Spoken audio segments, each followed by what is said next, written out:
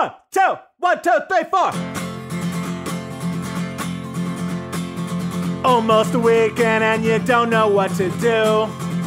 Or you just need something fun to listen to. Southside Pod! Yes, we're on the air. Pod. And the gang's all here, all things on the South Side. You're listening to the Southside Pod.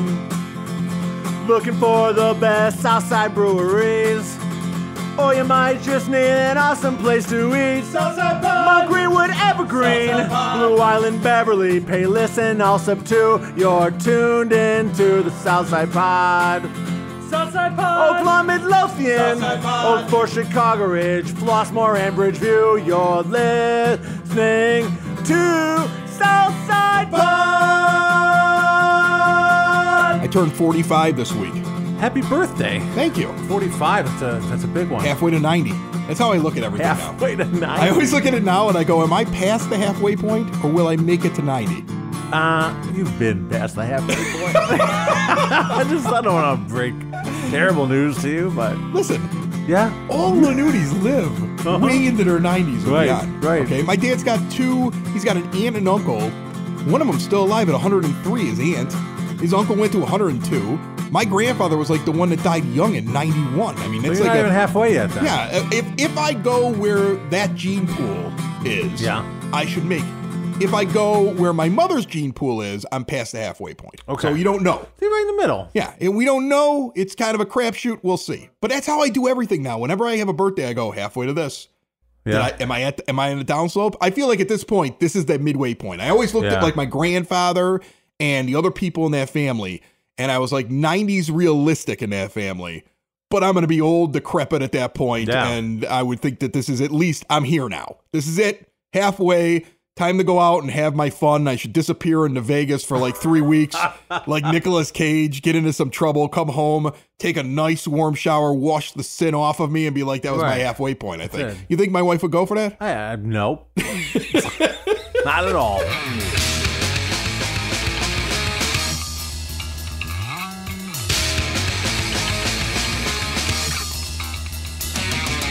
On the line with me right now, you may know him from many different radio stations around Chicagoland. XRT, WGN, and Q101 back before they were WKQX, and now recently are Q101 again. James Van Asselon with us. How are you, James? Mount Greenwood, Evergreen, Blue Island, Beverly, Payless, and Allsup too. I'm so glad to be on your show. But here's the thing, Chris Lanuti of Southside Pod. You have this bar. You have people sitting around microphones in your basement. Why are we doing this on Zoom? Why am I not sitting in front of the 9-foot bar? You should have come over. What the heck? You didn't invite me. I thought that when I said it, it was like we could do it like here. You're just such a busy guy. I don't want to. I don't want to get in the way of JVO's vibe and what he's doing. This is Southside Pod. This isn't some amateur show. This is legit. I'd spend some time with Ellen Cromwell while in the area. I would do whatever. Oh man. Okay. Next time, JVO. Next time. I screwed up. It's all my fault. And what's funny is we had on some of the other podcasts here on the Broadcast Basement On Demand Radio Network, I've had 3 different people at the bar today. I just thought that you wouldn't be able to make it down here. I don't know. I mean, I may have done like a little bit of radio in my day, but you were on here in Chicago in multiple spots. To me, you're big time. I didn't want to make you think you had to come here to my bar. See, I didn't know. I thought maybe there's a South Side thing. Like everyone on the South Side assumes that people who live north of Congress Parkway don't want to go to the South Side. That is kind of true. There might be a little bit of truth to that. That's possible. That's possible. Okay, before I get into this event that I'm going to be doing that you set up and I'm really interested in, that's one of the reasons I got you on. I got to get your reaction here. WKQX got Q101 back. Question number, I wish we'd recorded this a week ago. Yeah, what do you think about this? Because I think you did like a whole special at some point where you did this big podcast, and I've seen it, where you have all the people who used to be on Q101, and you're basically like, it's gone, whatever. And I don't think most people even realize that it was. I think most people just didn't understand why they never said Q101 on that station, but it's back now. What was your reaction when you saw that?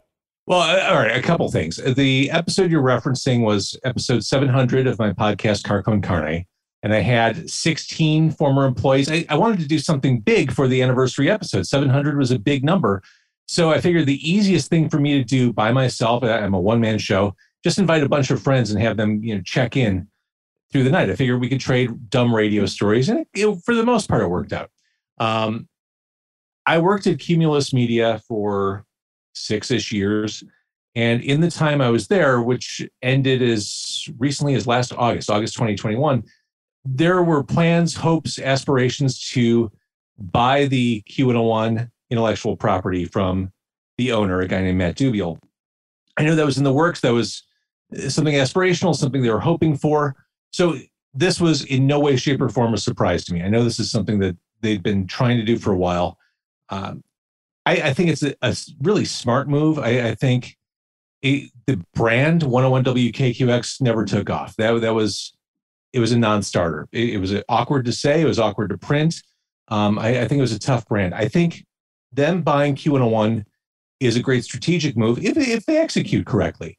The people who buy radio time, the advertisers, the agencies, those are people who are probably 35 to 54 years old, people who've been in the market for a long time, people who understand what Q101 is, and people who will be more receptive to sales pitches. Hey, we want to pitch you on sponsorship for Jamboree. We want your beer to be the title sponsor of our Twisted show. I think that goes a lot further than we're 101 WKQX. We'd like you to sponsor night 2 of The Nights We Stole Christmas. It'll happen on a Tuesday night of the year.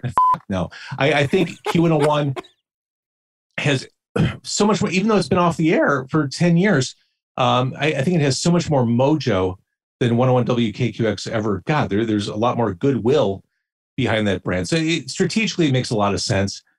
We'll have to see what they do with it. I thought the launch could have been bigger and more shock and awe, but they've got a plan. I don't work there anymore. I'm out of radio. We'll see what they do with it. Yeah. I knew about it first because I had somebody that I knew at the Weezer show. In fact, Mike, who's on Southside Pod, was at the Weezer show that they announced it at. Like, that's how I found out, because he sent me a text with like a picture from the crowd. So that's how the launch went for me. Well, it leaked like 3 or 4 weeks before. Did it? I didn't even know. See, you see, I'm 45. I do podcasts in my basement. I'm obviously not hip anymore. Well, radio people are terrible at keeping secrets. Just terrible at it. It was leaked by one of the radio trades, and then local media columnist Robert Feeder wrote about it mid-April, and so it's been out there for a while. So I would imagine some people in the crowd, it's like, oh, okay, finally, here we go. All right. Well, you heard about it last on Southside Pod.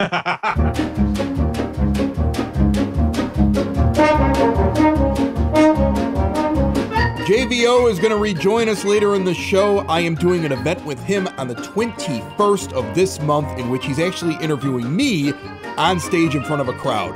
I'll explain why. It's now time for your Southside Pod Word on the Street, brought to you by Cool Clouds Vapor Shop. Quitting smoking is hard. Cool Clouds wants to help you. Premium vapor products and e-liquids, and also some CBD products as well. A convenient tester bar. Go visit them at 3837 West 95th Street in Evergreen Park, or visit coolcloudsvapor.com. In Palos Heights, their farmers market is back. It goes from 8 a.m. until 1 p.m. each and every Wednesday, 12217 South Harlem Avenue. Evergreen Park has theirs right around the same hours, if I'm not mistaken, on Thursdays, Yukich Field, 89th and Kedzie. Evergreen Park High School is going to be retiring the number of former White Sox pitcher, and I think he actually pitched for the Cubs for a very short time, like a couple of games, Don Paul. That's coming up on Monday the 16th at 6 p.m. Out in Lamont, Pollyanna Brewing Company. We're going to be there in a couple of weeks. We're going to be checking out the brand new patio. This Friday night, the 13th of May, from 5 to 8 p.m., they are pairing up food with beer. How can you go wrong with that? Pollyanna is located at 431 Talcott in Lamont. Earlier this week on Tuesday evening, a road rage incident left somebody shot in Oak Lawn. Worst thing about getting shot in Oak Lawn, or whenever anything bad happens in Oak Lawn, the bad guy can jump on 294 and run. Police are still looking for the offender. You read the story, though. This starts as an argument that ends up with one guy getting out of his car, walking towards another car, then he gets shot. Look, I consider myself to be tough, but even I don't get out of the car when I'm yelling with somebody on the road. That said, our thoughts are with the victim, shot at 107th and Cicero in the Fannie Mae parking lot. let's get to some better news. The Windy City Thunderbolts open up the day this episode comes out. The first 500 fans, 21 and over, on opening night. Complimentary pint glass, courtesy of Lakeshore Beverage. Friday night, the 13th, they got fireworks. Family Sundays are back on Sunday. And every Wednesday and Sunday is Military Appreciation Day. Any veteran or active military member gets 2 tickets to the game. Just walk up to the box office, show your military ID, you're in. You're looking for something else to do this weekend? Saturday, the 14th, Jim Bruno plays a bunch of folk festivals and European tours.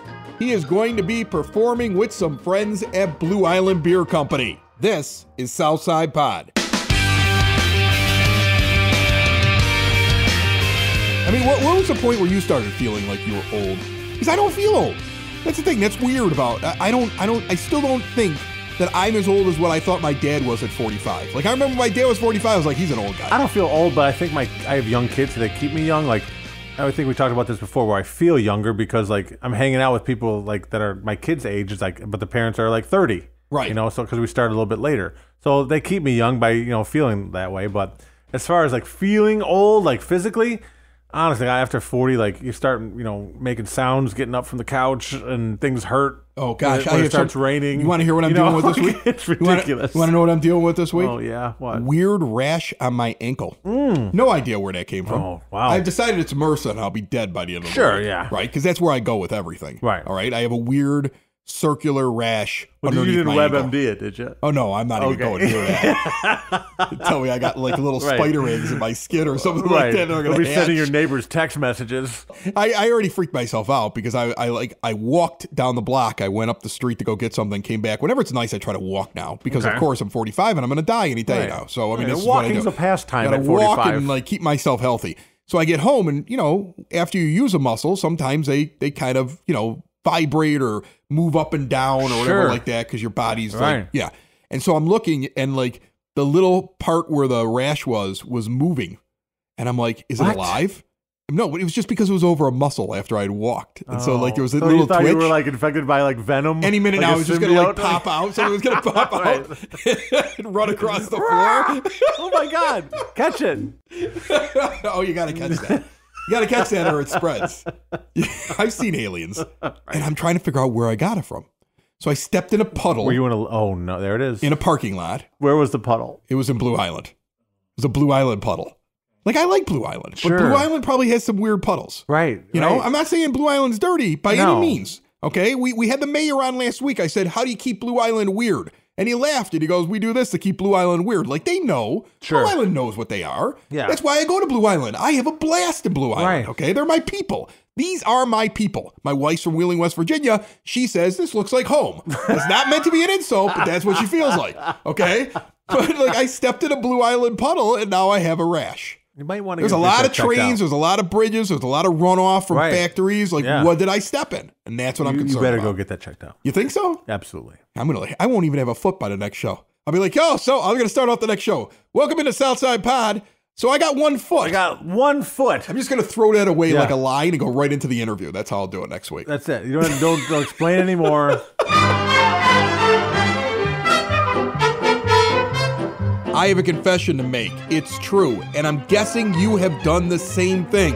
Put more time into thinking about what's for dinner than preparing for your retirement. But if you think your retirement needs deserve more attention, I agree with you, and I want to help you out. I've got a local, experienced, down-to-earth guy who's a friend of this show. He's got a get-to-know-you approach and do the right thing values, and he's been around for over 20 years right here on the South Side. His name is Tom Walsh. He's located on the corner of 111th and Kedzie, and he's waiting for your call. In times of financial uncertainty, how can you stay on track? Call someone who's invested in your success. Reach out to Tom now, 773-779-0023, or pop in at the office right on 111th and Kedzie. Tell him we sent you. Edward Jones, Making Sense of Investing, member SIPC.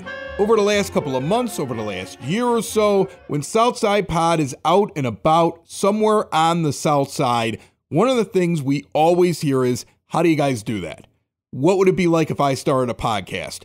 it sounds like so much fun. I mean, sure, they ask, how do you listen? And if this is the first time you've ever listened to Southside Pod, it's on every podcast player you can think of. You can tell Alexa, hey, play Southside Pod. You go to Apple Podcasts, you go to Spotify, you can go to iHeartRadio, you go to the website, southsidepod.com, and like a million options pop up. If you know of a podcast service that we're not on, go to southsidepod.com, leave us a voicemail, send us a message, do that for anything, but tell us for sure if you found something we're not on, and we'll get on it. That said, let's bring James Van Osdol back in here. You are launching Chicago Podcast Day, and it's interesting, I think, and you can correct me if I'm wrong, this came from you looking at podcaster events and saying, wow, this is overpriced. Like, you have to pay a ton of money to basically go sit with a bunch of other people and listen to successful podcasters feel good about themselves. And you wanted to put something together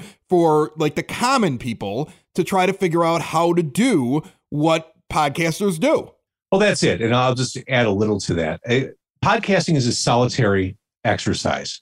People who podcast don't generally do it in groups. So the idea of going to a podcast conference by oneself and spending thousands of dollars to do it just doesn't sit right. So I was curious. I want to expand my knowledge. I want to expand my reach. I've been podcasting, for 15 or 16 years. I keep wanting to do better. This is something I've gone all in on. I believe in the medium. I want more people to be part of the medium. So I was researching this podcast conference, which has kind of raised its hand as the premier podcast conference in America. It's called Podcast Movement. And they do 2 conferences annually. And I know people have gone there and they do panels and they have presentations and keynotes, and it's a very successful thing. And I thought, well, maybe it's time I go to one of these things. So I started looking into the Los Angeles podcast movement that was happening in March. And I'm like, if I can price this okay, I can make a case for it. So I started pricing it out. I forgot what the actual badge cost was, but maybe let's say it was $300. For hotel for 4 nights, $200 a night with the special package deal. That doesn't include all the taxes and fees that go with the hotel. So let's say somewhere between $800 and $1,000 to stay at a hotel. Airfare, I couldn't get round trip for less than $500. Then I started thinking about ground transport, food, beverage, everything else. I'm like, this is going to send me back $2,500, $3,500. Oh, yeah. Especially if you're a drinker like me. The beverage cost is going to go through the roof out there. For sure. In Los Angeles liquor prices. I mean, this isn't the corner tap serving you old style. This is. I used to broadcast in Bakersfield. And when I get to LA every once in a while on a weekend, I go, oh, I got to get back to Baco. Yeah, too rich for my blood. So I started thinking, well, maybe this isn't for me. This is, I can't conjure up that kind of money to just go there recreationally. And as I did more research, I'm like, oh, Will Ferrell is one of the keynote speakers. And they're doing an after show party with Paris Hilton DJing. I'm like, this is so not for the people who are trying to make their way through podcasting and navigate this space and better themselves. It wasn't educational. It was a show. And I thought, well, maybe we should do something like that in Chicago, something a little more DIY, something a little scrappier, something a little more grassroots. And the first thing I did was see if someone else was already doing it, because you don't want to do something that someone else is already doing. Like, why bother someone? It just didn't make sense. Right, exactly. And no one really, I think something like this may have existed a few years ago, but nothing like this exists now. So I thought, let's do a day of education, community building, conversation. Let's help each other and help people new to the form build up our shared knowledge. Let's make this something. And I use the cliche when I wrote about this, but it's a business cliche, but it's constantly proving itself to be true. A rising tide lifts all boats. The more people who do this, who podcast, and the more people who succeed at it, the better we all become and the more successful we all are. So as far as I'm concerned, the more people who jump in the pool, awesome. Let's do this. Let's all make each other better. And that was the impetus that led to Chicago Podcast Day, May 21st at 2112 on the northwest side of the city, 10:30 in the morning till 5 o'clock that evening. Yeah, I mean, and then Paris Hilton's afterwards, right? I mean, there's something you got planned, at least for the people that are going to be in it, because I'm speaking at this. You are. There's a lot of people that are going to be at this, and I saw the list. You got some actual, radio folk, like programmers, and then you've got some podcasters in there, and it's everything from like how to start one if you ever thought of doing it, how to market one, some of the laws behind it, and then how to make a little bit of money doing it. And that's the panel I'll be sitting on. I can't wait to go to some of the other things because I know how I market and I know how I spread the word about my show and I know how I interact with people, but there's always something else you can learn. I always remember when I was a morning radio guy, especially when I was younger, I never had to pay to go to one of those conferences because you get some record label to pay for 5 people at the radio station. I never paid for it. So I'd go for free and they were a lot of fun. Now, otherwise I would have never spent that kind of money. But I learned so much when I was there from older radio guys who would sit there and say, hey kid, you're doing this wrong. This is an easier way to do it, or this is a better way to do it. So these things have a benefit. Hey, let me run down some of the panels, and you mentioned some of them, but I try to create something that appeals to novices as well as hardened, dyed-in-the-wool, longtime podcasters. There is an intro session, Podcasting 101. My friend Jaime Black, who's been teaching podcasting classes for forever now, is leading a 101 session. Creating a branded podcast. I think we're seeing a lot of this from the biggest businesses to small mom and pops, creating audio expressions of their brick and mortar businesses, and they're finding success. So I have Alex Stewart, who's the woman behind Sassy Confetti, and Patrick Brower, who is the owner of Challengers Comics, who has an excellent podcast. They're talking about that. You talked about marketing. I have a presentation hosted by Martin Atkins. He is a genius. He's written a couple books on how to be a successful musician. He is an expert on how to just roll your sleeves up and be successful marketing yourself. And I think every podcaster could benefit from that. You mentioned podcast law. It is crazy to me, Chris Lanuti of Southside Pod. It is crazy to me how many podcasters just don't understand basic stuff. You mentioned traditional media. No secret, the people who are successful podcasting aren't traditional broadcasters. I think traditional broadcasting has just rolled over and ceded control of this space to amateurs. And that said, I think there are still a lot of good lessons to learn from traditional broadcasting. I think there are a lot of people who do smart things in traditional broadcasting. So I have a panel on what can digital audio learn from traditional media. So Jill Hopkins, who did mornings on Vocalo, Amy Guth, who has worked for years on WGN, does the Crane's Daily Gist podcast for Crane Chicago Business, Todd Gans, who worked for Bonneville. They're going to talk about that. We're going to talk about how to do social media right. Paid advertisements. I have Eric White, who is the VP of Digital for Cumulus. He's a genius on this stuff. He'll be on a panel that also includes everyone's pal Mike Vanderbilt, best bartender in Chicago, as anointed by the Chicago Reader. I know Mike. He's over there at Rock Island Public House. He's a future guest here on Southside Pod. We've already been talking. I don't know how you get that, but he's actually got it on his business cards now. Yeah, he's great. You know how he became best bartender in Chicago? A, he is, but B, he was aggressive on social media, getting the word out and getting people to campaign for him. He's a genius in the space. Also, Lizzie Baumgartner, who works for Odyssey, who does amazing stuff with podcasting. Then, of course, how the hell do I make money from podcasting? I'm sure you, just like me, get asked that question all the time. Like, okay, but how do you make money? How do you monetize this? And it's kind of like the great white whale for podcasters. And the goal for that, you and Lou Carlozo are going to talk about that, help demystify it. And I think, especially when it comes to your perspective, being able to take it down to the grassroots neighborhood level, like don't aim for stamps.com, aim for Bob's Corner Tap first. I think there's a real smart strategy to build your network, your paid network. And I think you're doing it beautifully. Finally, we're going to talk about audio editing. I think that's the hardest hurdle for people who haven't done radio. I have Dan Levy, who's worked for a cajillion radio stations, who's a production guy, and he'll walk through some of his tips and tricks. So it's pretty broad, but I think there's something in each panel, each presentation for everyone. That's awesome. And I'm going to tell you something. I'm going to be sitting there in the crowd with a notebook. Me too. Because there's things that you're talking about right now that I'm like, I think I know how to do this, but I'm sure there's something else I can learn from it. And I get a lot of people who listen to this show and the other shows on the network who will come and see me in an event. I was just out at Blue Island Beer Company about a week or so ago at Mayfest, and people came up, and not only did they talk about the show, but they're like, I always wanted to do this. And this is, what is it? It's like $20 or something like that, and it's going to be on the 21st of May. I didn't want to charge anything for this. I didn't like especially, in the context of the podcast movement show. The reason why we're charging money, it's at 2112, it's to cover facility costs. They've got security, they've got people running lights, sound, video. I think they're bringing in some food and beverage. It is really just to cover the cost of throwing the event. I'm not making anything off this. I feel sheepish about charging people for anything. I mean, it also includes my appearance fee, right? I mean, you got that. You got that email, right? Yeah, I got you. My people will send that back to you. They've got it all filled out. We're awesome. good. That's awesome. Yeah. All right, cool. If somebody wants to go to this, I believe tickets are on Eventbrite, correct? Correct. Chicago Podcast Day. All right, man. You can hang out with James Van Osdol, a bunch of people that are really in the know. You can learn something about it. If you were ever interested in podcasting, I think this is a must-do thing because you're right, JVO. Anytime that I see something where somebody's having a conference, an event, a meetup, the cost is astronomical. And that's I think why people go out and they try to use Google to figure out how to do it. And they find a lot of bad information on how to do what podcasters do. So I think it's a really interesting thing. And I love the fact you're doing it. And anytime you need me for anything, I'm there. Awesome. And you're not going to learn everything on May 21st, but hopefully this will spark ideas and conversation to build on. This is a great place to start a conversation. James Van Osdol, you can check out his podcast, Car Con Carne. I will have him at my bar as long as he puts me in his vehicle, because the last time that I was on your podcast, we couldn't do it because of COVID. So we'll make that agreement right now. What do you say? Let's make a day of it. We'll start in my car.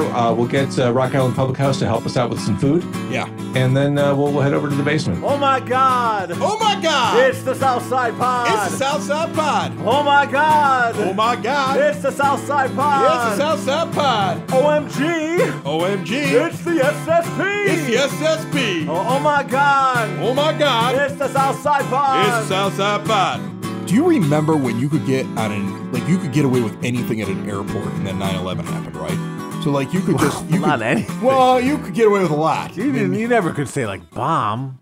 No, you couldn't do that. But like you could get a little feisty on the airplane because you were drunk and that you didn't end up in handcuffs. You bring right? like a knife, right? Exactly. Lighter. Bring something sharp.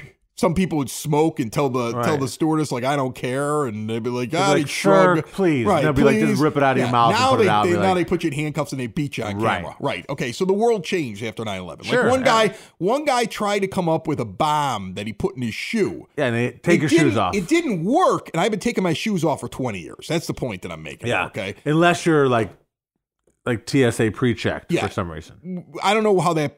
Why couldn't the terrorists become TSA pre-checked as well? I don't know. Like that's what I always find really funny about it. Yeah. Okay. So anyway, it's the same thing as you can wear a mask till you sit down at your table and then take it off. That's what TSA pre-check. Yeah, basically. Pre-check is the same thing. Right. It's the same logic. It's all terrorism, when you think about it. It's all ridiculous. But here's the thing. I am convinced now that you will never have the same experience at a restaurant. Why? That you had before the pandemic. No menus? No. Well, that's changed in some places where you hate that. You gotta scan a thing. I ask for a menu every time. Oh, it's annoying. But some of the things that have changed are during the pandemic. Like, think about this. During the pandemic, we felt terrible for people that worked at restaurants, right? We were ordering food. They were the heroes, right? We were ordering food. And then what we were doing is we were going to pick up food. Now, remember. Giving big tips. People were out of work. What was your logic before the pandemic? I would never tip for a Big Mac.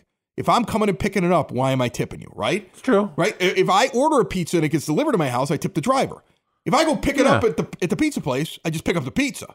Right? That was how you thought. Yeah. But then during the pandemic, what did you start doing? Well, they put it together. Right. And think about the people that put it in the bag. And there's no people in there tipping, so we have to make up for that. So you started doing that, right? Right. Now it's become something they just expect. Now, if you walk into a place post-pandemic, they still think. Like, I went to a Wendy's the other day. You know what started too is lack of cash. It's that iPad thing where they just turn it around. Right. And when they turn it around, that slow turnaround, you know what's next. Do you want to tip 10, 15, or 20?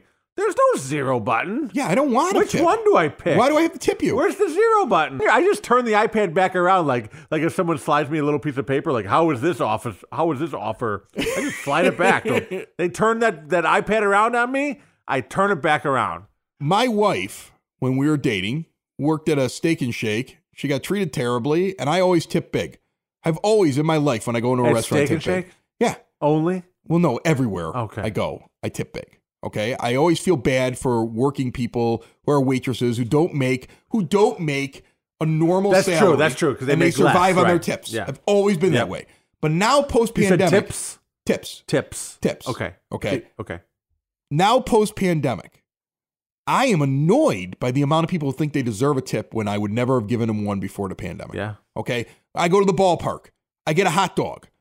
They don't take cash anymore. They want 10 to 15% for the hot dog. I'm already paying $6 for that. Stick it up your butt. Right. I'm not, no. Right. No, Am I supposed to tip you more because already $6? you were really good at slamming that metal lid down a couple times to get my attention? Putting the meat into the bun. I know they're paying you. You didn't even do that. Right. You just accepted it from the people that did that. Like, here's the thing. The bagging up food. Like, I get it if you order $300 from Buffalo Wild Wings for an event and they had to hire an extra worker or slow down service in the restaurant. That's going to tip on the pickup. Right. If I come walking in, I want a 10-piece. Right. If I'm walking in for a 10-piece to go or picking up a pizza, that's the same as if I got a filet of fish at McDonald's. I'm not tipping them and I'm not tipping you. And it's ridiculous. Right. But they think I should. I went to a Wendy's the other day and I gave the girl cash at the drive-thru. Yeah. All I wanted was a 4-piece nugget. I was hungry. I hadn't eaten all day. I didn't want to eat a lot of crappy fast food, but I was on my way someplace and I was going to a brewery to do an interview for the show. Quick 4-piece. And I was like, I got to put a couple of nuggets in my stomach so I don't die. You got to soak up with the nuggets. That's what I want. So I go get it. I give her a $5 bill for a $1 nugget. She gives me the bag back and she goes, "Do you want your change?" I said, "Yeah, today I'll be taking change. Today I'll be taking my $4. What is going on? Do you want your change? At a Wendy's, do you want your change? Yeah. I want you to change your damn attitude and give me my change. Give me my $4. Do you want your... Yes, I want my change. What was she going to do with it? I keep it, I guess. It was a tip. At Wendy's? Yes. Did you see this now? You see service charge on some of your tabs? Yeah. They're charging you the fee for the credit card company. Yes. That used to be something. Now, think about this. 1%, whatever you want to call it. This is my point exactly. You find that gas is cheaper sometimes if you pay cash. No, but this is my point. This is my point exactly. 10 years ago, if you called the credit card company and you told them that the business was charging a fee, they would pull the credit card machine out of the business. Well, that's when they used to slide them and stuff. No, but they wouldn't even allow them to run their credit card because in their agreement, it tells them they can't do that. Yeah. During the pandemic, they waived penalizing the restaurants for doing it. And now it's forever. So now I'm paying the credit card fee for them to have the convenience to run credit cards. The other day, somebody gave me a bill at a bar. And then some of them won't accept cash because it's too dirty. No, but here, somebody gave me a bill. Somebody gave me a bill at a bar, and I pulled out my money clip. And as soon as I pulled out my money clip, she goes, "Are you paying with cash?" I go, "Yeah." She goes, "Well, then it's this." And it was less money. I'm like, what am I, at a gas station in the middle of Indiana? Are you kidding me? This is how I live now? You know, and this is, I'm telling you, massive tragedy like 9/11 changed air travel forever. Yep. The pandemic has changed my restaurant experience forever. And I'm sorry, I'm going to be the old guy that everybody thinks is a jerk because I won't tip over 20%. And I'm not letting you keep the change at the Wendy's. Right. I'm not doing that. It's crazy. It's crazy. It is crazy. Okay? Right now, there's somebody listening to this podcast going, he's a jerk. Right now, somebody is listening to this podcast. They're like, he's a jerk because he won't give change at the Wendy's. I work at a Wendy's. Work at a restaurant and bring it to the table, and I'll give you a tip. I'll give you 20% for crying out loud. Somewhere Wendy is crying. Thank you for listening to see what's happening on the Southside Pod. On the Southside Pod. Join us again and be sure to tell a friend about the Southside Pod. About the Southside Pod. All things about the neighborhood we live in. All things about the places that we go. It's the best side of Chicago, the South Side Pod. Remember when the Wendy's commercials, when Dave Thomas? Dave Thomas Wendy's commercials, yeah. And then they brought out Dave Thomas's daughter, who was like a bigger girl. Right. And like, people didn't respond positively to that. So they replaced his daughter. They replaced her with like a skinny Wendy? Yeah. That's messed up. Yeah, it's messed up that Dave allowed that to happen. Right. Okay. I think they did it after he died. Yeah, that's the thing. Because it would have been messed up if Dave was alive and they're like, your daughter's not trending well enough. Right. Her Q rating is not high enough. That's what it used to be back then. We need skinny Wendy. We need we brought in this. Do you have any other daughters? We brought in this other girl here. She's not your daughter. She's going to wear a low-cut top to show off her boobs. We're going to call her Wendy. And we dyed her hair red. Right. And we're going to call her Wendy. She's going to sit on your lap. She's going to call you Dad. Maybe Daddy. I'm not sure. But all we know is 15 years from now, your employees will be asking for tips.